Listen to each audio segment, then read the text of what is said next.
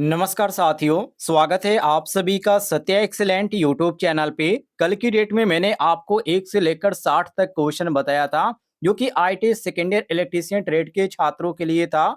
और आज की डेट में लेकर आया हूं आप सभी के लिए, जो छात्र IT second year electrician trade से आईटीआई कर रहे हैं और उनका एग्जाम होने वाला है। तो चलिए आज का क्वेश्चन शुरू करते हैं, जो कि क्वेश्चन नंबर 61 से शुरू करेंगे। और यदि आपने पिछली वीडियो नहीं देखी है तो चैनल पे अपलोड है, वहां से आप देख लीजिएगा। तो यहाँ पर हम साथियों आते हैं क्वेश्चन नंबर 61 पे, जहां पर साथियों क्वेश्चन नंबर 61 में पूछा जा रहा है कि डीसी मोटर की गति की गणना करने के लिए किस सूत्र का उपयोग किया जाता है। आप सभी को मालूम होगा साथियों, डीसी मोटर की जो घूर्णन गति होती है वो बैक जो ईएमएफ होता है उसके समानुपाती होती है। मतलब कि एन प्रोपोर्शनल टू क्या हो जाता है, ईबी हो जाता है। और ईबी किसको बोला जाता है साथियों, यही आपका बैक ईएमएफ होता है, ईबी को बोला जाता है। और डीसी मोटर में क्या होती है, जो घूर्णन गति होती है जिसको एन से इंडिकेट किया जाता है। तो ये जो है एन साथियों, ये आपका क्या है, घूर्णन गति है। और ईबी क्या है, बैक ईएमएफ है। तो मैंने आपको अभी क्या बताया कि डीसी मोटर की घूर्णन जो गति होती है वो बैक ईएमएफ के समानुपाती होती है। और ईएमएफ का मतलब क्या होता है, इलेक्ट्रोमोटिव फोर्स। और डीसी फील्ड में जो फ्लक्स होता है साथियों, उसके ये क्या होता है, व्युत्क्रमानुपाती होती है। लेकिन एसी के केस में यदि बात करें, एसी मोटर की केस में, तो एसी मोटर की केस में जो घूर्णन गति होती है अर्थात जो एन होता है साथियों, ये 120 हो जाता है। तो ये 120 के समानुपाती हो जाता है। और जो पोल होता है साथियों, जिसको पी से इंडिकेट किया जाता है, ये उसके व्युत्क्रमानुपाती हो जाती है।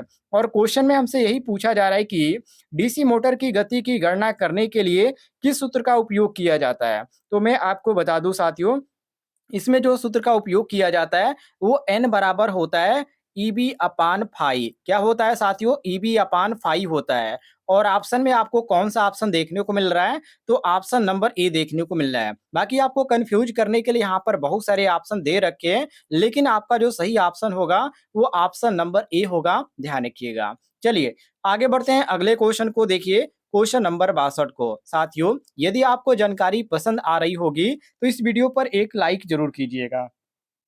अगला क्वेश्चन आपके सामने है, जिसमें पूछा जा रहा है कि यहाँ से क्वेश्चन आपका शुरू हो रहा है, ध्यान से देखिएगा। 4 पोल डीसी मोटर की आर्मेचर में डुप्लेक्स लैप वाइंडिंग में कितने समानांतर रास्ते हैं। यहाँ पर ए ऑप्शन दिया गया 2, बी ऑप्शन दिया गया 4 और सी ऑप्शन दिया गया 6 और डी ऑप्शन दिया गया 8।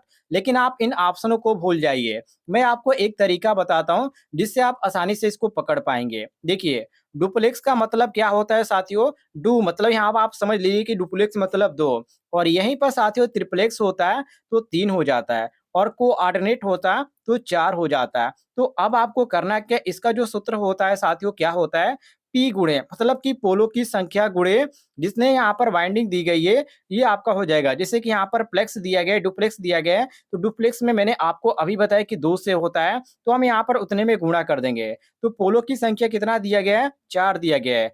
और गुणे हमारा कितना हो जाएगा, 2 हो जाएगा। तो 4 दूना के कितना होता है साथियों, 8 होता है। और ऑप्शन में 8 हमारा कौन सा दिया गया है, तो ऑप्शन नंबर डी हो गया। बिल्कुल इजी है, आप आसानी से ऐसे सवालों को लगा सकते हैं, बस आपको सूत्र याद होना चाहिए।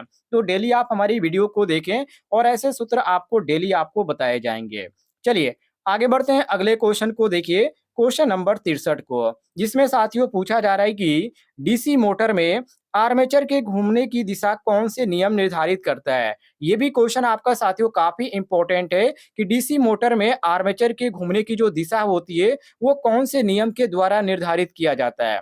आपको कंफ्यूज करने के लिए यहाँ पर बहुत सारे ऑप्शन दिए गए हैं, जैसे कि दाहिना हाथ पकड़ नियम, दाहिने हाथ के हथेली का नियम, फ्लोमिंग के बाएं हाथ का नियम, फ्लोमिंग के दाहिने हाथ का नियम। लेकिन आप ध्यान रखिएगा, यदि घुमाव की दिशा पूछ रहा है तो इसमें आपको तर्क भी देखने को मिलेगा, क्योंकि घुमाव बल की जो दिशा होती है वो टार्क की या आर्मेचर की जो घूमने की दिशा होती है वो एक ही बात होती है। क्योंकि फ्लोमिंग के बाएं हाथ का जो नियम आएगा साथियों इसमें देखने को मिलेगा। और फ्लोमिंग के बाएं हाथ का जो नियम यहाँ पर देखने को मिलता है वो आपका साथियों हो जाता है ऑप्शन नंबर सी। तो डीसी मोटर में आर्मेचर के घूमने की दिशा कौन सा नियम निर्धारित करता है, तो वो निर्धारित करता है फ्लोमिंग के बाएं हाथ का नियम, जो कि आपको ऑप्शन में सी ऑप्शन देखने को मिल रहा है।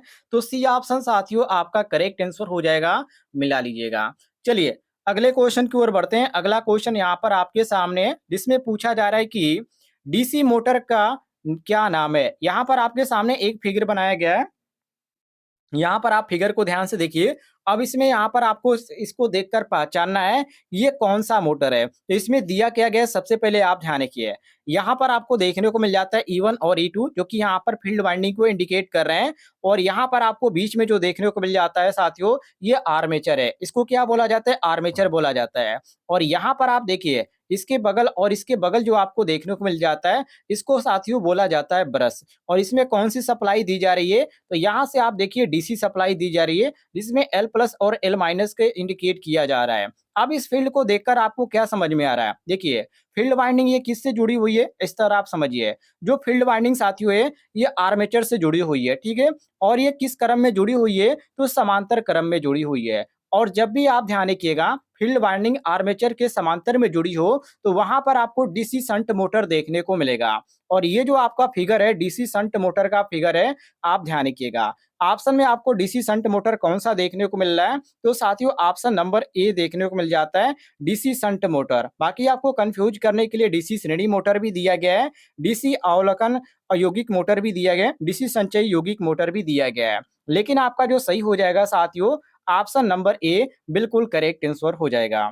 आगे बढ़ते हैं अगले क्वेश्चन को देखिए, क्वेश्चन नंबर 65 को, जिसमें साथियों पूछा जा रहा है कि डीसी मोटर में करंट की दिशा किस नियम से निर्धारित होती है? ये काफ़ी इंपॉर्टेंट क्वेश्चन है साथियों। जितने भी लोग इस वीडियो को देख रहे हैं, सभी लोग कमेंट बॉक्स में आंसर भी देने का प्रयास कीजिएगा, यदि आप हमारी वीडियो लाइव देख रहे हैं तो।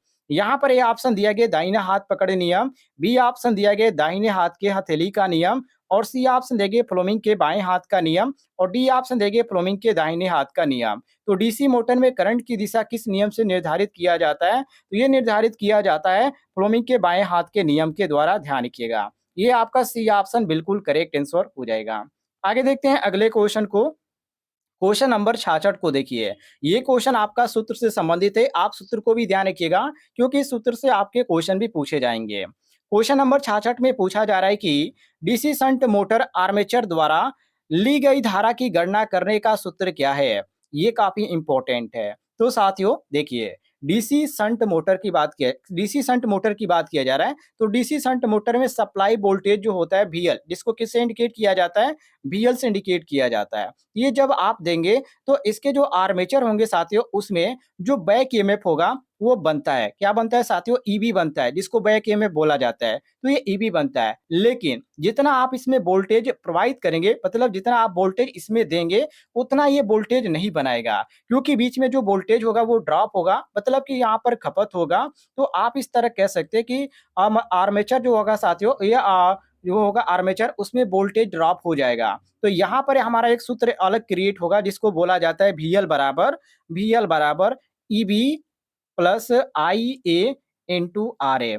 अब इसमें देखिए बहुत सारे छात्र कहेंगे कि इसमें कोई भी ऐसा सूत्र नहीं देखने को मिल रहा है कि VL बराबर ईबी प्लस आईए इंटू आरए दिया गया है। तो देखिए यहाँ पर आपको पक्षांतर करना पड़ेगा क्योंकि यहाँ पर किस चीज का सूत्र पूछा जा रहा है। तो यहाँ पर आर्मेचर द्वारा दी गई धारा की गणना करने का पूछ रहा है। तो धारा को आई से इंडिकेट किया जाता है। तो यहाँ पर आर्मेचर धारा आईए को आप बाहर निकालिए। जब साथियों आर्मेचर धारा आईए को आप बाहर निकालेंगे, पक्षांतर करेंगे, तो ये आपका VL माइनस आपका ईबी हो जाएगा और बटे में आपका आरए आ जाएगा। और यहाँ पर ऑप्शन में आपको कौन-सा ऑप्शन देखने को मिल रहा है? तो ऑप्शन में आपको सी ऑप्शन देखने को मिल रहा है, ध्यान से देखिए। आईए बराबर V minus E B into R A. ये आपका सी ऑप्शन बिल्कुल करेक्ट आंसर हो जाएगा।